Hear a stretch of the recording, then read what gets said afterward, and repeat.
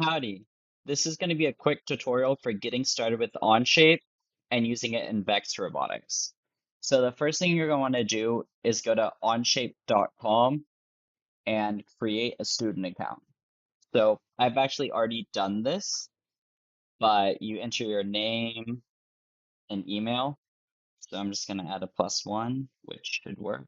Yes. So go through student, choose your level, school name, website URL, graduation year, all that jazz. And what it'll do next is it'll send you an email. Looks like it's doing it again. Okay, awesome. Now go to your email and activate your account. Apparently, I can make two. And you'll just enter your password and company name. Select these two checkboxes and get started.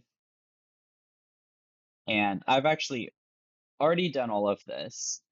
So we're going to go to sign in.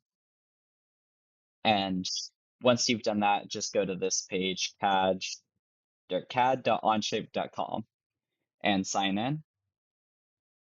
And you'll be greeted with a little menu for setting up your defaults. I left everything just how they have it, which is Imperial units and the Onshape control system. So once you have your Onshape account made, we're actually going to want to go to uh, Onshape Shape App Store, and you should be signed in up here, and then search up Vex V5. It's the Vex V5 parts library, and right next to where it says free, there should be a like subscribe or whatever button. Just click on that, and it'll bring up like a little pop-up screen, and you'll just confirm and get access to the Vex V5 parts library. Back in the main Onshape portal, you can create a document. This is where all of your CAD's actually going to be done. So pet test for Onshape. And in here, there's going to be two default files, which is a part studio and an assembly. The part studio is where you actually make the parts. So you have sketches, all of the 3D design as well. And if you've used another CAD software, it's very similar, just slightly different controls.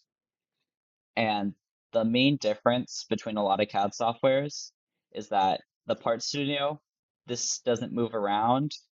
It's just static design. And then whenever you want stuff to move around, you put it into an assembly. And now you can move your parts around, add mates to connect everything. And additionally, right down here in the side menu, there'll be the Vex library. This is where you'll actually add parts from. So you can look through, there's a ton of parts already in here, and insert Part Studio, and it adds it directly to your document. And you can use it just like any part you have on your own. You will need to do a little like confirmation screen, but it's no big deal. I'm sure you all got that. So this is the main setup for Onshape. And for iRobotics specifically, we'll get our whole team set up for Onshape. But if you're following along from a different team, just make a folder to hold all of your files in place. So thanks for watching, and I'm looking forward to keeping on doing these lessons through the rest of the summer. Thanks and gig 'em.